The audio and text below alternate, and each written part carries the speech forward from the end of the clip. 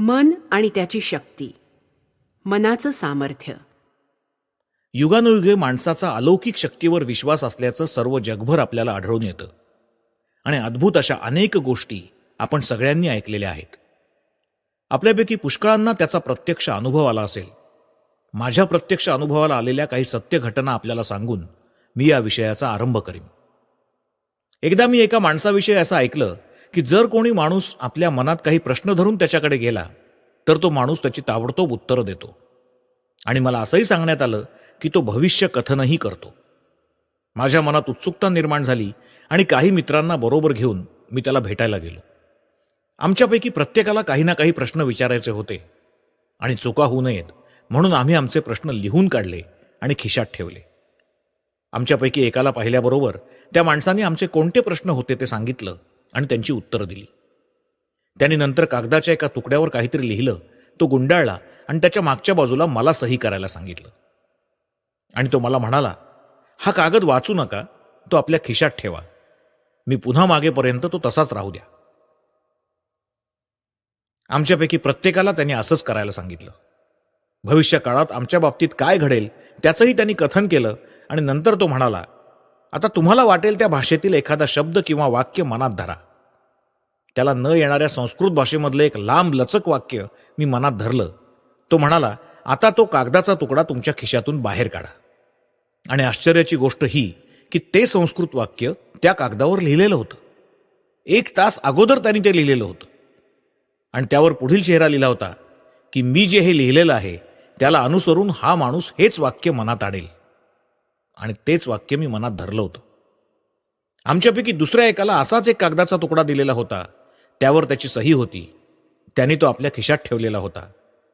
त्यालाही एक वाक्य मनात धरायला त्या माणसाने सांगितलं. त्याने अरबी भाषेतील एक वाक्य मनात धरलं. अरबी भाषा जाणणं त्या माणसाला अगदी अशक्य होतं. माझ्या मित्रानं कुराणातील एक उतारा मनात धरला होता आणि तोही त्या कागदावर लिहिलेला आम्हाला आढळला. आमच्यापैकी एक जण डॉक्टर होता. एका जर्मन वैद्यकशास्त्रातल्या पुस्तकातलं एक वाक्य त्यांनी मनात धरलं, तेही त्याच्या कागदावर लिहिलेलं आढळलं. काही दिवसानंतर मी पुन्हा या माणसाकडे गेलो. हेतू हा की पूर्वी कदाचित काही कारणामुळे आपली फसवणूक झाली असेल. मी दुसरे मित्र माझ्याबरोबर घेतले आणि यावेळी सुद्धा त्या माणसाला आश्चर्यकारक यश मिळालं. दुसऱ्या एका प्रसंगी भारतामध्ये मी हैदराबादला होतो. त्या ठिकाणच्या एका ब्राह्मणाविषयी मला सांगण्यात आलं. तो कितीतरी वस्तू उत्पन्न करी आणि त्या तो कुठून उत्पन्न करतो कोणालाच कळत नसे. हा माणूस तिथला व्यापारी होता, एक सन्मान्य गृहस्थ होता. आपण मला आपले चमत्कार दाखवा अशी मी त्याला विनंती केली. पण त्यावेळी त्या माणसाला ताप आलेला होता. भारतामध्ये असा एक सर्वसाधारण समज आहे की एखाद्या पवित्र साधू माणसांनी एखाद्या आजारी माणसाच्या डोक्यावर हात ठेवला तर तो बरा होतो. हा ब्राह्मण माझ्याकडे आला आणि मला म्हणाला, महाराज, आपण आपला हात माझ्या डोक्यावर ठेवा म्हणजे माझा ताप जाईल. मी म्हणालो, ठीक आहे, पण आपण मला आपले चमत्कार दाखवा. त्यांनी कबूल केलं. त्याच्या इच्छेप्रमाणे मी माझा हात त्याच्या डोक्यावर ठेवला. नंतर आपलं वचन पूर्ण करण्यासाठी तो माझ्याकडे आला. त्याच्या कमरेला फक्त लंगोटी होती. त्याचे इतर सर्व कपडे आम्ही काढून घेतले. माझ्याजवळ एक घोंगडी होती. ती मी त्याला गुंडाळून घेण्यासाठी दिली, कारण फार थंडी होती. मग मी त्याला एका कोपऱ्यात बसायला सांगितलं. 25 माणसांची नजर त्याच्याकडे लागलेली होती आणि तो म्हणाला, तुम्हाला जे काही हवं असेल ते कागदावर लिहा. त्या प्रदेशात जी कधीही होत नाहीत अशी द्राक्ष, संत्री इत्यादी फळांची नावं आम्ही लिहिली आणि ते कागदाचे तुकडे आम्ही त्याला दिले. आणि आश्चर्य असं की त्याच्या घोंगडीमधून द्राक्ष, संत्री यांचे ढीगच्या ढीग बाहेर पडले. त्या सर्व फळांचं जर वजन केलं असतं तर ते त्या माणसाच्या वजनाच्या दुप्पट भरलं असतं. त्यांनी नंतर आम्हाला ती फळं खायला दिली. आमच्यापैकी काहींनी हरकत घेतली. त्यांना असं वाटलं की ही नजरबंदी किंवा जादूचा खेळ आहे. पण त्या माणसानं स्वतःच ती फळं खायला सुरुवात केली. म्हणून आम्ही सर्वांनी ती खाल्ली. ती फळं खायला योग्य अशीच होती. शेवटी त्यांनी गुलाबाच्या फुलांचे ढीग काढून दाखवले. त्यातलं प्रत्येक फूल सुंदर होतं. त्यांच्या पाकळ्यांवर दवाचे बिंदू होते. त्यातील एकही फूल कुस्करलेलं किंवा चिरडलेलं नव्हतं किंवा त्यांना कसलाही धक्का लागलेला नव्हता. अशा फुलांचे त्यांनी ढीगच्या ढीग काढून दाखवले. मी जेव्हा त्याला याबाबतीत खुलासा विचारला तेव्हा तो म्हणाला, ही सगळी हातचलाखी आहे. ते काहीही असो, ती केवळ हातचलाखी असणं शक्य नाही. इतक्या मोठ्या प्रमाणावर या सगळ्या वस्तू त्यांनी कुठून आणल्या? असो, तर अशा कितीतरी प्रकारच्या गोष्टी मी पाहिलेल्या आहेत. भारतामध्ये जर आपण भ्रमण केलं तर अनेक ठिकाणी अशा शेकडो गोष्टी आपल्याला आढळून येतील. प्रत्येक देशामध्ये अशा गोष्टी घडत असतात. या तुमच्या अमेरिकेत सुद्धा तुम्हाला अशा काही आश्चर्यकारक गोष्टी आढळून येतील. यामध्ये पुष्कळशी बनवाबनवी असते हे निश्चित, पण जेव्हा तुम्ही अशी बनवाबनवी पाहता तेव्हा तुम्हाला असं म्हणणं भाग आहे की ती बनवाबनवी कशाची तरी नक्कल आहे. कुठेतरी काहीतरी सत्य हे असलंच पाहिजे आणि त्याचीही नक्कल असली पाहिजे. जी गोष्ट मुळी अस्तित्वातच नाही तिची नक्कल तुम्हाला करता येणार नाही. जी गोष्ट सत्य आहे तिचीच नक्कल करता येणं शक्य आहे. फार प्राचीन काळी हजारो वर्षांपूर्वी भारतामध्ये अशा गोष्टी आजच्यापेक्षा कितीतरी अधिक घडत असत. जेव्हा एखाद्या देशातील लोकसंख्या वाढते तेव्हा मानसिक शक्तीचा ऱ्हास होतो असं मला वाटतं. उलट जर एखादा देश विस्तृत असेल आणि तिथली लोकसंख्या विरळ असेल तर त्या ठिकाणी मानसिक शक्ती अधिक कार्यक्षम असते. हिंदूंना विश्लेषण अधिक प्रिय असल्यामुळे त्यांनी या गोष्टी विचारात घेऊन संशोधन सुरू केलं आणि त्यांनी त्यातून काही महत्त्वाचे निष्कर्ष काढले. त्यांनी त्याचं शास्त्र बनवलं. या सगळ्या गोष्टी जरी अद्भुत असल्या तरी नैसर्गिक आहेत ही गोष्ट त्यांना आढळून आली. त्यांच्यात अनैसर्गिक असं काहीच नाही. जडविश्वातील दुसऱ्या कोणत्याही घटनांप्रमाणे ह्या घटनाही नियमबद्ध आहेत. असा शक्तिशाली माणूस जन्माला यावा ही काही निसर्गाची लहर नव्हे. अशा असामान्य शक्तीचा पद्धतशीर अभ्यास करणं, त्यांची साधना करणं आणि त्या संपादन करणं या गोष्टी शक्य आहेत. या शास्त्राला त्यांनी राजयोग असं नाव दिलं. हजारो माणसं या शास्त्राचा व्यासंगपूर्वक अभ्यास करतात आणि अखिल भारताच्या दृष्टीने हा दैनंदिन पूजा अर्चेचा एक भाग झालेला आहे. या साऱ्या अलौकिक शक्ती माणसाच्या मनात असतात असा त्यांनी निष्कर्ष काढलेला आहे. हे माणसाचं मन म्हणजे विश्व मनाचाच एक अंश होय. प्रत्येक मन दुसऱ्या मनाला जोडलेलं असतं आणि प्रत्येक मन, मग ते कुठेही असो, त्याचा सर्व जगाशी प्रत्यक्ष संबंध असतो. ज्याला विचार संक्रमण म्हणतात ती चमत्कृतीपूर्ण घटना आपण पाहिली नाही का? एखादा माणूस या ठिकाणी काही विचार करत असतो आणि तो विचार दुसऱ्या ठिकाणी असलेल्या दुसऱ्या एखाद्या माणसाच्या ठिकाणी व्यक्त होत असतो. एखादा माणूस दूर अंतरावर असलेल्या दुसऱ्या एखाद्या मनुष्याकडे एखादा विचार पाठवू इच्छितो. या दुसऱ्या मनुष्याला कळतं की तो विचार आपल्याकडे येतो आहे आणि तो माणूस तो विचार जसाच्या तसा ग्रहण करतो. ही घटना केवळ योगायोगाने घडत नाही तर पूर्व साधनेमुळे ती घडते. अंतरामुळे काहीच फरक पडत नाही. विचार त्या दुसऱ्या माणसापर्यंत पोहोचतो आणि त्याला तो समजतो. समजा जर तुमचं मन सर्वांपासून पृथक असतं आणि माझंही मन त्याचप्रमाणे पृथक असतं आणि या दोहोंमध्ये काही संबंध नसता तर माझा विचार तुमच्यापर्यंत कसा पोहोचू शकला असता? सामान्यपणे माझा विचार तुमच्यापर्यंत प्रत्यक्षपणे पोहोचू शकत नाही. प्रथम त्याचं आकाश तत्वाच्या म्हणजे इथरच्या स्पंदनांमध्ये रूपांतर व्हावं लागतं. नंतर ती स्पंदनं तुमच्या मेंदूत शिरतात. तिथे त्यांचं रूपांतर तुमच्या स्वतःच्या विचारात होतं. एका ठिकाणी विचार आकाश तत्वाच्या स्पंदनात विलीन होतो आणि दुसऱ्या ठिकाणी ती स्पंदनं पुन्हा विचारांचं रूप धारण करतात. अशा रीतीने विचार अप्रत्यक्षपणे एका ठिकाणाहून दुसऱ्या ठिकाणी जातो. पण विचार संक्रमणाच्या बाबतीत असं काहीच घडत नाही. त्यात विचार प्रत्यक्षपणे सरळ सरळ दुसऱ्या ठिकाणी पोहोचतो. योगी म्हणतात त्याप्रमाणे मन ही अखंड वस्तू आहे हे यावरून दिसून येतं. मन हे विश्वव्यापी आहे. महासागरातील अनंत लाटा जशा त्याच महासागराचे अंश असतात त्याचप्रमाणे तुमचं मन, माझं मन, आपल्या सगळ्यांची मनं त्याच विश्वमनाचे अंश आहेत. या अखंडत्वामुळे आपण आपले विचार एकमेकांना प्रत्यक्षपणे सरळ सरळ कळवू शकतो. आपल्या भोवती काय घडतंय हे आपण पाहताच. या जगात सर्वजण एकमेकांवर प्रभाव पाडण्यासाठी प्रयत्न करत असतात. आपल्या स्वतःच्या शरीर रक्षणासाठी आपल्या शक्तीचा काही भाग खर्च होत असतो. त्या व्यतिरिक्त आपल्या शक्तीचा प्रत्येक कण प्रतिदिनी दुसऱ्या व्यक्तींवर प्रभाव पाडण्याच्या कामी खर्च होत असतो. आपली शरीरं, आपले सद्गुण, आपली बुद्धी, आपलं अध्यात्म हे सगळे दुसऱ्यावर सतत प्रभाव पाडत असतात. या उलट इतर सर्वांचा आपल्यावर प्रभाव पडत असतो. आपल्या सभोवार हे सतत चालू आहे. आता आपण एक प्रत्यक्ष उदाहरण घेऊ. एक मनुष्य येतो. तो फार शिकलेला आहे हे तुम्हाला माहिती असतं. त्याची भाषा सुंदर असते.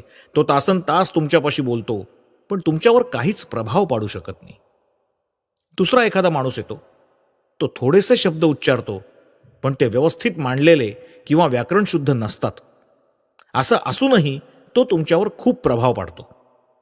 तुमच्यापैकी पुष्कळांनी ही गोष्ट पाहिलेली आहे. याच्यावरून ही गोष्ट स्पष्ट होते की केवळ शब्दांनीच नेहमी प्रभाव पडत नसतो. दुसऱ्यावर प्रभाव पाडण्याच्या दृष्टीने शब्द किंबहुना विचार यांचा भाग 1/3 असतो. याबाबत मनुष्याचं व्यक्तिमत्वच महत्वाचा घटक असतं आणि त्यानेच 2/3 प्रभाव पडत असतो. ज्याला आपण माणसाच्या व्यक्तिमत्वाची आकर्षण शक्ती म्हणतो, ती बाहेर पडते आणि आपल्यावर प्रभाव पाडते. आपल्या कुटुंबामध्ये किंवा घरामध्ये कुटुंब प्रमुख असतात. काही कुटुंब प्रमुख यशस्वी होतात तर काही अयशस्वी ठरतात. असं का? आपल्या अपयशाचं खापर आपण दुसऱ्याच्या डोक्यावर फोडतो. मी अयशस्वी ठरलो की लगेच अमुक तमुक मनुष्य हा माझ्या अपयशाचं कारण आहे असं मी सांगायला सुरुवात करतो. अपयशाच्या बाबतीत आपण स्वतःचे दोष आणि कमकुवतपणा कबूल करणं हे कोणालाही आवडत नाही आणि प्रत्येक मनुष्य स्वतःला दोषरहित किंवा निर्दोषी समजत असतो आणि तो दुसऱ्या व्यक्तीला, गोष्टीला किंवा नशिबाला दोष देत असतो. कुटुंबप्रमुख जेव्हा अयशस्वी होतात तेव्हा त्यांनी स्वतःला असा प्रश्न विचारला पाहिजे की काही माणसं घर उत्तम रीतीने चालवतात आणि दुसरे काही ते करू शकत नाहीत, याला कारण काय? हा फरक त्या माणसावर अवलंबून असतो. त्याचं व्यक्तिमत्वच याला जबाबदार असतं. मानव जातीच्या थोर नेत्यांकडे नजर टाकली तर आपल्याला नेहमी असं आढळून येतं की त्यांचं व्यक्तिमत्वच त्यांच्या प्रभावाचं मुख्य कारण होतं. आता गतकाळातील थोर ग्रंथकार आणि विचारवंत यांचा आपण विचार करा. खरं सांगायचं तर त्यांनी कितीसे मौलिक विचार आपल्यासमोर ठेवले आहेत. प्राचीन समाजनेत्यांनी जे साहित्य मागे ठेवलं आहे ते विचारात घ्या. त्यांचा प्रत्येक ग्रंथ आपण तपासून पहा, त्याचं मूल्यमापन करा. जगात आत्तापर्यंत जे अभिनव आणि मूलगामी असे विचार निर्माण झाले ते हाताच्या बोटांवर मोजण्या इतकेच आहेत. त्यांनी आपल्यासाठी ठेवलेल्या ग्रंथांमधून त्यांचे विचार वाचा.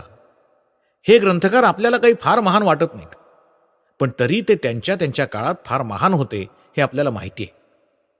कशामुळे ते असे थोर झाले? त्यांच्या विचारांमुळे नव्हे, त्यांच्या ग्रंथांमुळे नव्हे, त्यांच्या व्याख्यानांमुळे नव्हे, तर जे आपल्याला आज दिसत नाही, जे कालाच्या ओघात निघून गेल्यासारखं दिसतं, असं काहीतरी त्यांच्या थोरपणाचं कारण होतं. आणि ते म्हणजे त्यांचं महान व्यक्तिमत्व होय. मी पूर्वी म्हटल्याप्रमाणे व्यक्तीचा 2/3 प्रभाव तिच्या व्यक्तिमत्वाचा असतो आणि 1/3 प्रभाव तिच्या बुद्धीचा किंवा शब्दांचा असतो. खरा माणूस म्हणजेच माणसाचं व्यक्तिमत्व हेच आपल्यावर प्रभाव पाडत असतं. आपली कर्म म्हणजे आपल्या व्यक्तिमत्वाची केवळ बाह्य अभिव्यक्ती असतात. माणसाचं व्यक्तिमत्व कर्मांमधून प्रकट होतच. कारणाचं पर्यवसन कार्यात झालंच पाहिजे. सर्व शिक्षणाचा हेतू माणसाचं व्यक्तिमत्व घडवणं हाच असायला पाहिजे. पण त्याऐवजी आपण बाहेरच्याच बाजूला रंगसफेदी करण्यात घडून गेलो आहोत. आत व्यक्तिमत्वाचा अभाव असताना केवळ बाहेरून रंगसफेदी करण्यात काय स्वारस्य आहे?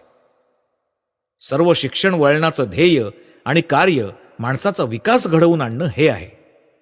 जो माणूस, जे व्यक्तिमत्व दुसऱ्यावर प्रभाव पाडू शकतं, जे आपल्या बांधवांवर जादूची मोहिनी पाडतं, ते शक्तीचं केंद्र असतं. जेव्हा हे शक्तिशाली व्यक्तिमत्व तयार होतं तेव्हा तो मनुष्य वाटेल ती गोष्ट करू शकतो. ज्या कशावर अशा व्यक्तिमत्वाचा प्रभाव पडेल ते कार्यक्षम होऊन जाईल.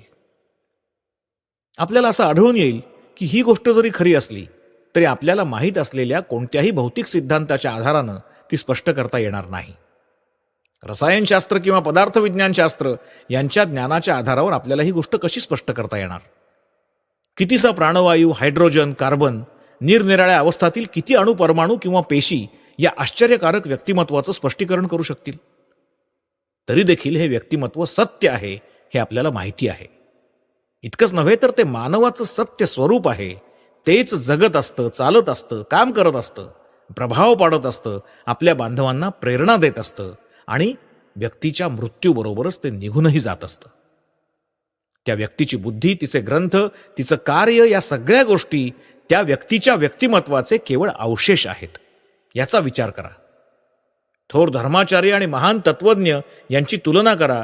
या तत्वज्ञांनी अत्यंत आश्चर्यकारक ग्रंथ लिहिलेले आहेत आणि तरीही त्यांनी मानवाच्या अंतरंगावर, व्यक्तिमत्वावर क्वचितच परिणाम घडवलेला आहे.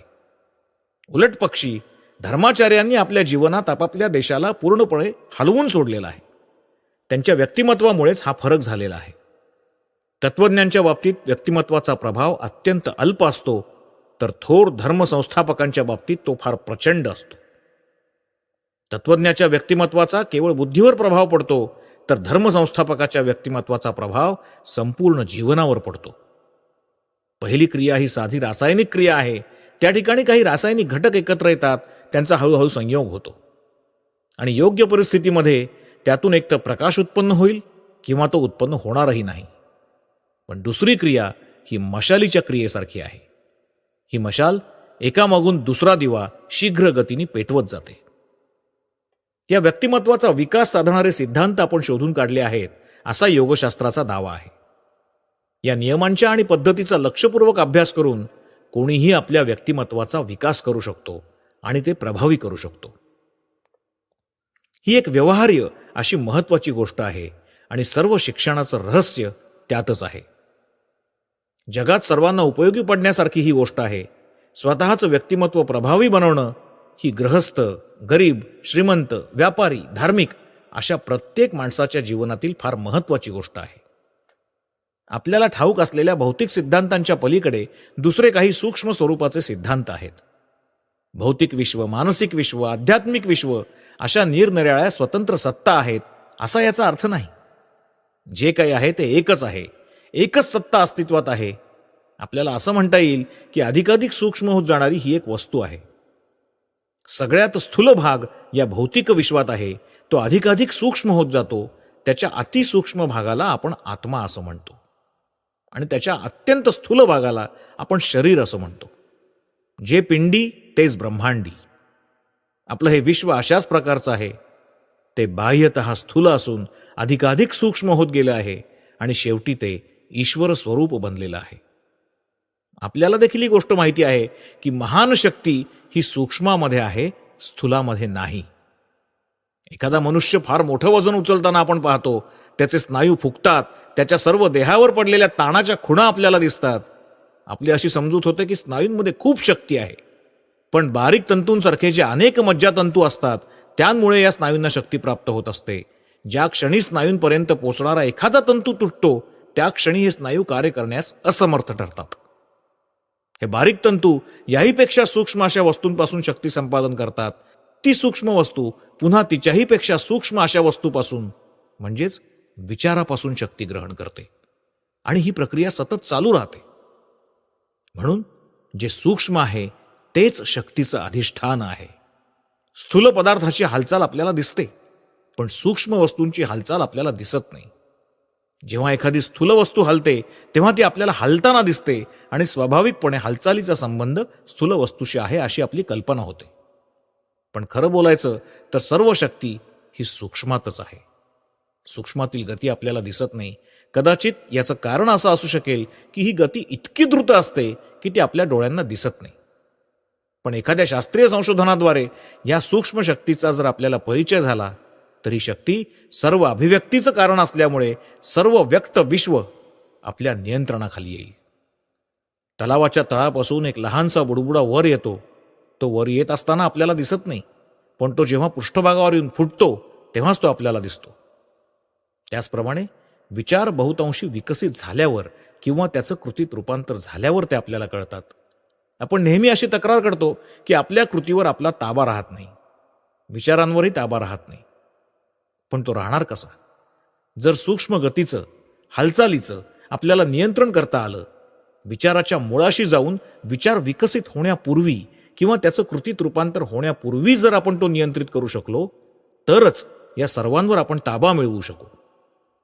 ज्या पद्धतीने या सूक्ष्म गतीचं आपल्याला पृथक्करण करता येईल, संशोधन करता येईल, त्या समजून घेता येतील, त्यावर ताबा ठेवता येईल, अशी एखादी पद्धत जर आपल्याला उपलब्ध झाली तर या सूक्ष्म शक्तींवर, या सूक्ष्म कारणांवर विजय मिळवून आपण स्वतःवर नियंत्रण ठेवणं आपल्याला शक्य होईल.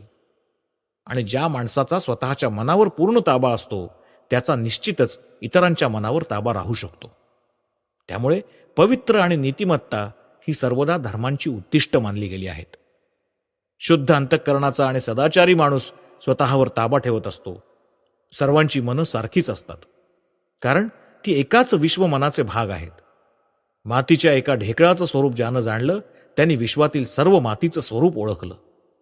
जो स्वतःचं मन ओळखतो आणि ते ताब्यात ठेवतो त्यालाच प्रत्येक मनाचं रहस्य समजतं आणि त्यालाच प्रत्येक मनावर ताबा मिळवता येतो.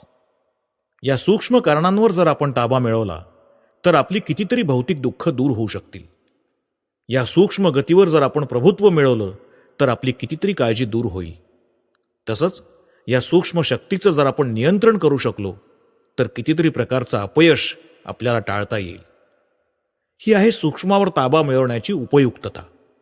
पण याहीपेक्षा त्याचा अधिक उच्च असा दुसरा हेतू आहे. आता मी आपल्यासमोर एक तात्विक विचार मांडतो. त्यासंबंधी मी सध्या वाद घालणार नाही, पण त्यासंबंधीचा केवळ निष्कर्षच मी आपल्यापुढे ठेवणार आहे. एखादा मानववंश ज्या ज्या अवस्थांमधून गेलेला असतो त्या सर्व अवस्थांमधून त्या वंशातील प्रत्येक मनुष्य आपल्या बाल्यावस्थेत जात असतो. फरक एवढाच की त्या मानववंशाला त्या अवस्थांमधून जाण्यासाठी हजारो वर्ष लागतात, तर बालकाला त्यासाठी थोडीशीच वर्ष पुरतात. आरंभी लहान मूल म्हणजे प्राचीन रानटी माणसासारखं असतं. ते आपल्या पायाखाली फुलपाखरू चिरडून टाकतं. आपल्या मानववंशातील रानटी पूर्वजांप्रमाणे या लहान मुलाची प्रथमावस्था असते. ते जसजसं वाढतं तसतसं त्याला अनेक अवस्थांमधून जावं लागतं आणि सरतेशेवटी ते आपल्या वंशाच्या विकसित अवस्थेला येऊन पोचतं. फक्त बालकाच्या बाबतीत ही गोष्ट लवकर किंवा जलद होते इतकंच. आता अखिल मानव समाज ही एक जात माना किंवा सर्व प्राणी, मानव आणि खालच्या श्रेणीतील सर्व जीव यांना एक समष्टी माना, ही सर्व समष्टी एकाच ध्येयाकडे वाटचाल करत आहे. या ध्येयाला आपण पूर्णत्व असं नाव देऊ. असे काही स्त्री पुरुष जन्माला येतात की ज्यांना अखिल मानव जातीच्या संपूर्ण प्रगतीची पूर्वकल्पना असते. युगानुयुगे न थांबता किंवा पुन्हा पुन्हा जन्म न घेता अखिल मानवजात या पूर्णावस्थेला पोहोचेपर्यंतची वाट न बघता ते जणू काही आपल्या आयुष्याच्या थोड्याच वर्षात द्रुतगतीने पूर्णत्वाप्रत जाऊन पोहोचतात. आपण जर खरोखर स्वतःशी प्रामाणिक असू तर ही प्रगतीची प्रक्रिया आपण जलद पूर्ण करू शकू. जर एखाद्या बेटावर काही असंस्कृत माणसांना राहू दिलं, त्यांना केवळ पुरेसं अन्न, वस्त्र, निवारा दिला, तर ते लोक हळूहळू सुधारतील आणि सभ्यतेच्या उच्च उच्च पायऱ्या गाठू शकतील. आपल्याला हेही माहीत आहे की इतर आणखी काही उपायांनी हा विकास जलदपणे घडवून आणता येईल. झाडांच्या वाढीला आपण मदत करतो नाही का? निसर्गावर सोपवून दिल्यावरही ती वाढली असतीच. फरक एवढाच, एरवी ज्यांना जेवढा वेळ लागला असता त्यापेक्षा कमी वेळात त्यांची वाढ होण्यासाठी आपण त्यांना मदत करतो. कृत्रिम उपायांनी पदार्थाची वाढ जलद घडवून आणणं हेच आपण सर्व काळ करत असतो. तर मग माणसाच्या विकासाची गती आपल्याला का वाढवता येणार नाही? एखाद्या संपूर्ण मानव वंशाच्या बाबतीत असं करणं आपल्याला शक्य आहे. परदेशात प्रचारक का पाठवतात? ह्या उपायानं मानव जातीचा विकास जलद होऊ शकतो म्हणून. तर मग व्यक्तीचा विकास आपल्याला जलद करता येणार नाही का? निश्चितपणे करता येईल. या विकासाच्या गतीला आपल्याला काही मर्यादा घालता येईल का? एका आयुष्याच्या कालखंडात माणसाची कितपत प्रगती होते हे काही आपल्याला सांगता येणार नाही. मनुष्य इतकीच प्रगती करू शकेल, अधिक नाही, असं म्हणायला आपल्याजवळ काही आधार नाही. परिस्थिती अनुकूल असेल तर त्याची आश्चर्यकारक प्रगती होईल. आपल्याला पूर्णावस्था प्राप्त होईपर्यंत आपल्या प्रगतीला कोणती मर्यादा असू शकणार? यातून कोणता निष्कर्ष निघतो? हाच की ज्या पूर्णावस्थेप्रत मानवजात कोट्यावधी वर्षांनी पोहोचायची आहे ती पूर्णावस्था माणसाला आजच लाभू शकेल. आणि योग्यांचं हेच म्हणणं आहे. थोर अवतारी पुरुष आणि धर्मसंस्थापक ही अशा प्रकारची माणसं आहेत. एकाच जीवनात ते पूर्णत्वाला पोहोचले. जगाच्या इतिहासात सर्व कालखंडात आपल्याला अशी माणसं आढळून येतात. नुकतेच एक थोर पुरुष होऊन गेले. संपूर्ण मानवजातीचं जीवन ते एकाच जीवनात जगले आणि एकाच जन्मात ते पूर्णत्वाप्रत पोचले. विकासाची ही द्रुतगती सुद्धा काही नियमांनुसार होत असली पाहिजे. कल्पना करा की हे नियम आपण शोधून काढले, त्यांचं रहस्य आपण समजून घेतलं आणि आपल्या गरजेप्रमाणे त्यांचा उपयोग केला तर आपला विकास निश्चितच होईल. आपल्या विकासाला जलद गती प्राप्त होईल, आपली प्रगती लवकर होईल आणि याच जन्मात आपण पूर्णावस्थेला पोहोचू. ही आपल्या जीवनाची उच्च बाजू आहे. हे पूर्णत्वच मनाचा किंवा मनाच्या शक्तीचा अभ्यास करणाऱ्या शास्त्राचं अंतिम ध्येय आहे. पैसा किंवा इतर भौतिक वस्तू देऊन इतरांना मदत करणं आणि निर्विघ्नपणे जीवन घालवण्यास शिकवणं ह्या गोष्टी गौण होत. मानवाला पूर्णत्वाची प्राप्ती करून देणं हा या शास्त्राचा उपयोग आहे. त्यासाठी युगानुयुग वाट बघण्याची काही आवश्यकता नाही. महासागरातल्या लाटांबरोबर इकडे तिकडे वाहत जाणाऱ्या एखाद्या लाकडाच्या ओंडक्याप्रमाणे जड प्रवृत्तीच्या हातातलं केवळ खेळणं बनण्याची गरज नाही. आपण शक्ती संपन्न व्हावं, आपल्या विकासाचं कार्य आपल्या स्वतःच्या हाती घ्यावं, ते निसर्गावर सोपवू नये आणि अखेर या मर्यादित जीवनाच्या पलीकडे जावं, ही या शास्त्राची अपेक्षा आहे. हेच या शास्त्राचं उदात्त ध्येय आहे. ज्ञान, शक्ती आणि सुख या बाबतीत मानवाची प्रगती होत आलेली आहे. मानवजात ह्या दृष्टीने आपली सतत प्रगती होते आहे. हे सत्य आहे, अगदी सत्य आहे. हे आपण पाहतो. व्यक्तीच्या बाबतीत हे खरं आहे. होय, काही प्रमाणात ते खरं आहे. तथापि पुन्हा असा प्रश्न उपस्थित होतो की आपण ह्याला मर्यादा कुठे घालायची. मी केवळ थोड्याच अंतरावरचं पाहू शकतो, पण मी असा एक माणूस पाहिलेला आहे की तो आपले डोळे मिटून दुसऱ्या खोलीत काय घडतं हे पाहू शकतो. यावर माझा विश्वास नाही असं तुम्ही जर म्हणालात, तर कदाचित 2-3 आठवड्यात तो मनुष्य तुमच्या ठिकाणी तसं सामर्थ्य निर्माण करेल. ही गोष्ट कोणालाही शिकवता येईल. दुसऱ्याच्या मनात काय घडतं आहे हे कसं सांगावं हे काही माणसांना 5 मिनिटात सुद्धा शिकवता येईल. ह्या गोष्टी प्रत्यक्ष दाखवता येण्यासारख्या आहेत. आता या गोष्टी जर खऱ्या आहेत, तर मनाच्या शक्तीला कुठे मर्यादा घालता येईल? जर खोलीच्या कोपऱ्यात दुसऱ्या माणसाच्या मनात काय घडतंय हे एखाद्या माणसाला सांगता आलं, तर त्याला दुसऱ्या खोलीतील माणसाच्या मनातील गोष्ट का सांगता येऊ नये? एवढंच नव्हे, तर कुठेही असणाऱ्या माणसाच्या मनातील विचार त्याला का सांगता येऊ नये? का नाही हे आपल्याला सांगता येत नाही. हे शक्य नाही असं म्हणण्याचं धाडस आपण करू शकत नाही. हे कसं घडतं हे आपल्याला माहीत नाही, एवढं फार तर आपण म्हणू शकतो.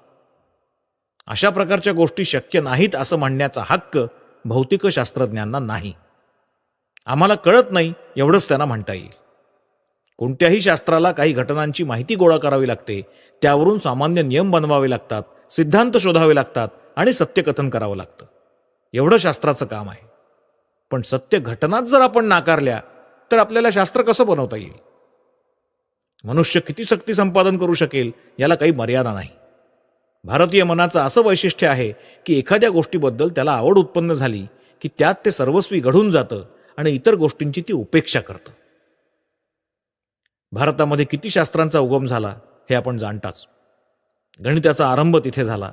संस्कृतमध्ये मोजण्याच्या पद्धतीप्रमाणे 1, 2, 3 यापासून शून्यापर्यंत जाणारे आकडे तुम्ही अजूनही मोजत आहात.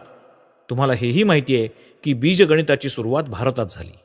गुरुत्वाकर्षणाचा सिद्धांत भारतीयांना न्यूटनच्या जन्माच्या आधीच हजारो वर्ष माहिती होता.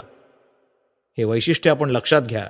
भारतीय इतिहासाच्या एका विशिष्ट कालखंडात मानव आणि मानवी मन या एका विषयाने सगळ्या भारतीयांना नुसतं वेड लावून सोडलेलं होतं.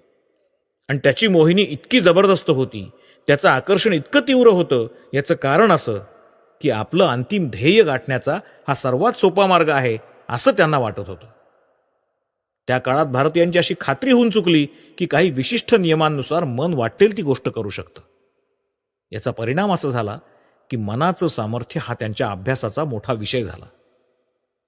मंत्र, तंत्र, जादू आणि इतर अनेक प्रकारच्या सिद्धी हा काही त्यांच्यापक्षी अलौकिक विषय राहिला नाही. तर पूर्वी तिथे भौतिकशास्त्र ज्याप्रमाणे शिकवली जात, त्याप्रमाणे हे शास्त्रही नियमितपणे शिकवण्यात येऊ लागलं. त्यांचा या गोष्टीवर इतका विश्वास बसला की भौतिकशास्त्र जवळजवळ मरणाच्या पंथाला लागली.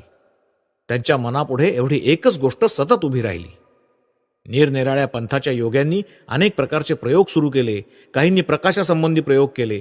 शरीरामध्ये निरनिराळ्या रंगांचे प्रकाश किरण काय बदल घडवतात हे पाहण्याचा त्यांचा प्रयत्न होता. ते एका ठराविक रंगाचा कपडा घालत, एका ठराविक रंगाच्या प्रकाशात वावरत आणि एका ठराविक रंगाचं अन्न खात. अशा रीतीने अनेक प्रकारचे प्रयोग करण्यात आले. दुसऱ्या काही माणसांनी स्वतःचे कान उघडे ठेवून किंवा बंद करून आवाजासंबंधीचे प्रयोग केले. दुसऱ्या काही लोकांनी घ्राणेंद्रिय वगैरे दुसऱ्या विषयांवर अनेक प्रयोग केले.